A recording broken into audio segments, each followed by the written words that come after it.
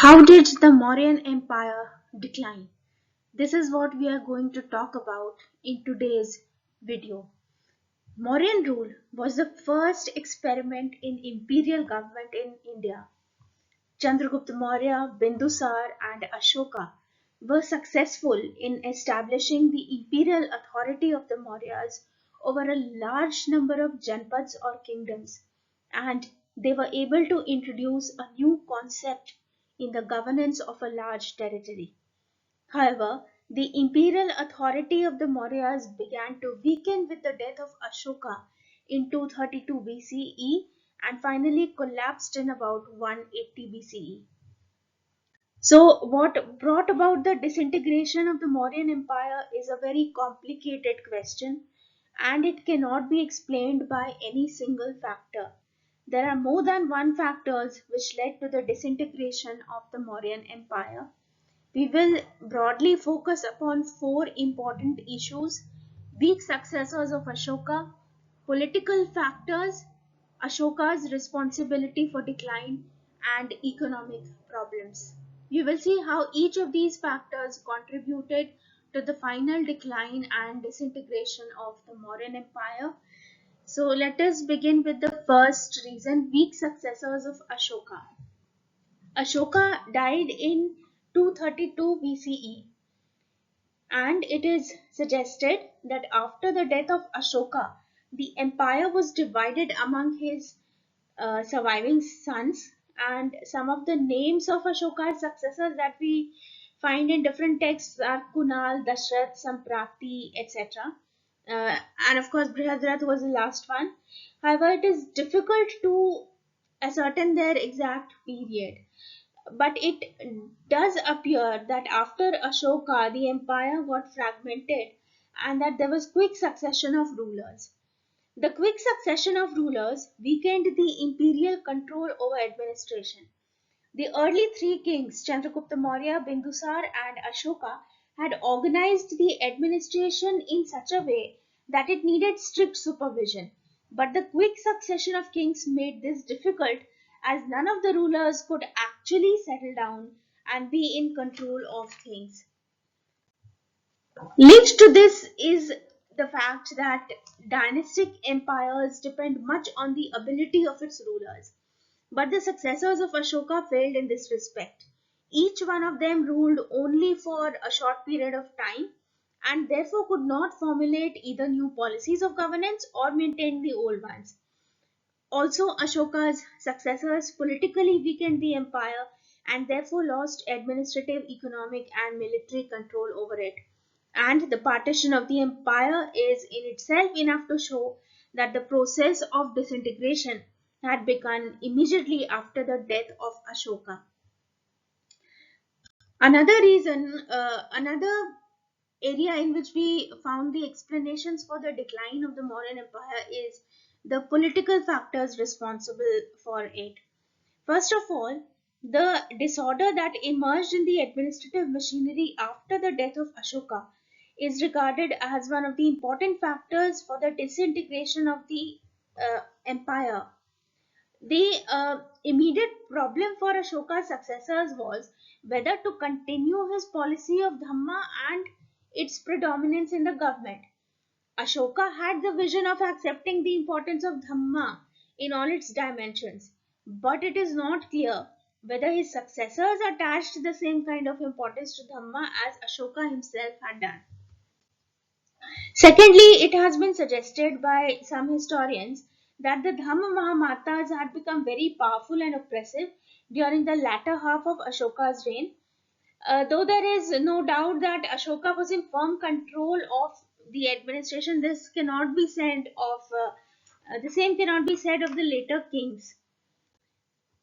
Thirdly, the question of controlling the whole of the Mauryan bureaucracy was at stake.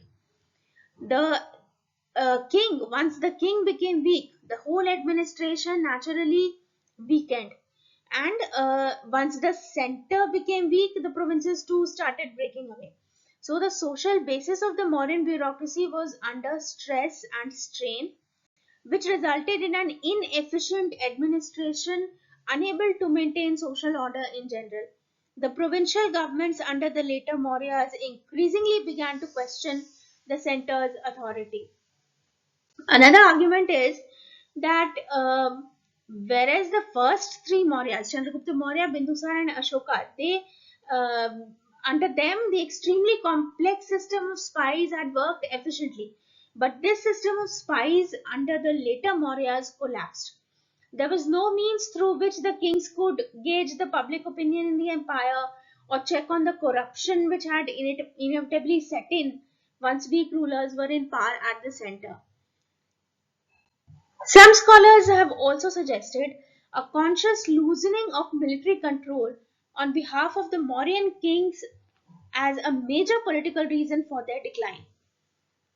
All these all these factors were fundamentally linked to the particular nature of the Mauryan imperial bureaucratic setup, and once this started cracking up, the whole political structure was also at stake. Next, we talk about Ashoka's responsibility for decline. Many scholars have viewed that either Ashoka's political decisions or the effects of these decisions were responsible for the disintegration of the Mauryan Empire. Their arguments generally focus on the drawbacks of Ashoka's religious policy. These arguments have two strands. First, we will talk about Brahmanical reaction. Now, there are scholars who maintain that Pushyamitra Shunga, who killed the last Mauryan ruler, uh, he represented a strong Brahmanical reaction against the pro-Buddhist policy of Ashoka and probably against the pro-Jain policy of some of his successors. Moreover, the Satavahanas, who rose to power in the Deccan after the Mauryas, were also said to have been Brahmanas. Now, these scholars, these historians which talk about this Brahmanical reaction, they also list a series of acts done by Ashoka himself which may have antagonized the Brahmanas. For example, the ban on animal sacrifices is considered one which was specially resented. And it has also been suggested that the Dhamma Mahamatas, as special officers of Dhamma appointed by Ashoka, destroyed the prestige of the Brahmanas. But these inferences have been questioned on certain grounds. For example, first we talked about Pushyamitra Shunga's revolt against Ashoka was a Brahmanical reaction. But we find that if we argue that the interests of the Brahmanas were harmed by Ashoka's policy and that Pushyamitra Shunga, a Brahmin, engineered a revolt cannot be accepted for the simple reason that if Ashoka's policy was so harmful, this should have happened immediately after death. Another important point is that Pushyamitra Shunga's action was basically a palace coup made at an opportune time, having assessed the weak nature of the king's power rather than looking for any deliberate anti-Brahmin policy of either Ashoka or his successors. Second argument was about Dhamma Mahamatas, but there are no direct evidences to support this argument. And Ashokan inscriptions clearly say that the Dhamma Mahamatas were to respect the Brahmanas and Shramanas alike. It is possible that in the later years, these officials, these Dhamma Mahamatas may have become unpopular among the people. But this does not in any way mean that these officials were specifically antagonistic to the Brahmanas. Next, responsibility of Ashoka for the decline of the Mauryan Empire is attributed to his pacifist policies. Some scholars think that Ashoka's pacifist policies were responsible for undermining the strength of the empire, particularly the military strength of the empire. And this explanation focuses on Ashoka's policy of ahimsa or non-violence. Non-violence on the part of the king also meant that he no longer exerted his control over officials, particularly in the provinces who had become oppressive. And we also find that they could not withstand the Greek invasions. But once again, this image of Ashoka is far from correct because, firstly, It is true that Ashoka believed in non-violence as vital to Dhamma, but there was no extreme stand on this issue. Also, a dislike for killing of animals for food and sacrifice did not, in fact, terminate the policy of the palace to continue killing animals for food, though on a reduced scale. Also, in governance and criminal justice, death penalty should have been done away with. If we are talking about Ashoka's pacifism, but this was not so. Further, we have no evidence of the army having been demobilized, nor even a hint in the inscriptions of Ashoka to such a policy being intended, even intended. And had Ashoka been such a pacifist, he should have reinstated Kalinga as an independent kingdom after conquering it. But as a practical ruler, he maintained the supremacy of Magad over it. And we will like to conclude with according with what Romila Thapar has suggested. According to Romila Thapar, even an entire generation of pacifism cannot weaken an empire and lead to its disintegration. In fact, battles and territorial acquisition are not alone responsible for the creation and destruction of empires. The causes must be sought in other directions as well. And so, while consulting or while depending upon contemporary evidence, we come to another reason for modern decline, which is economic problems. Now, economic problems and financial constraints on economy substantially led to decline of Mauryan empire. First of all, gradually the state monopoly of metals was being lost. The demands on iron, which was so crucial for the expanding agrarian economy, could no longer be met by Magad alone. And there were attempts, in fact, there were attempts to locate and develop new sources of it in the Deccan. But it was costly to tap these pockets of iron ore in Andhra and Karnataka. Similarly, expansion in cultivation, extensive use of forest wood, and deforestation in general may have led to floods and famines. There is evidence of a big famine in North Bengal in the Mauryan period. Thus, many factors may have combined to bring down drastically the amount of the state revenue. And in a centralized administrative system, the problem of not having enough revenues created many other acute difficulties. And the tendency to tax everything that could be taxed emerged out of the necessity of the treasury needing more funds, or the currency having become debased due to inflation.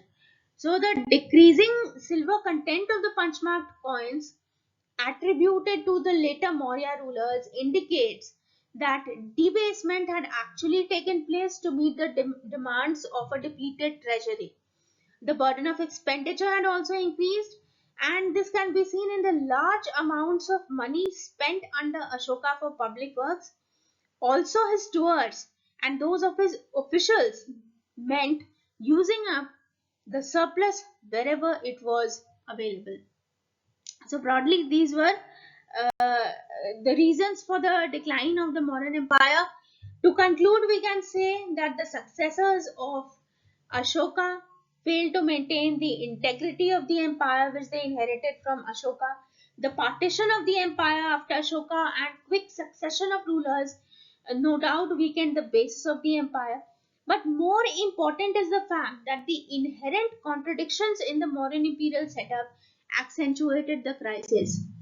Ashoka has also been held responsible for decline, and some scholars hold that Ashoka and his policies were responsible for the decline of the Mauryas, but this is not completely acceptable in light of the contemporary evidence, and attempts have also been made to explain the disintegration of the Mauryan Empire in terms of economic problems. So this was about the decline of the Mauryan Empire. Now, this was also the last video in the series of videos on Mauryan Empire.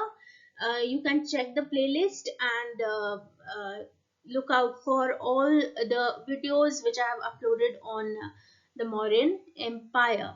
So please look out for my new upcoming videos. And if you have liked the video, please share it with others. And thanks a lot for watching the video. Thank you.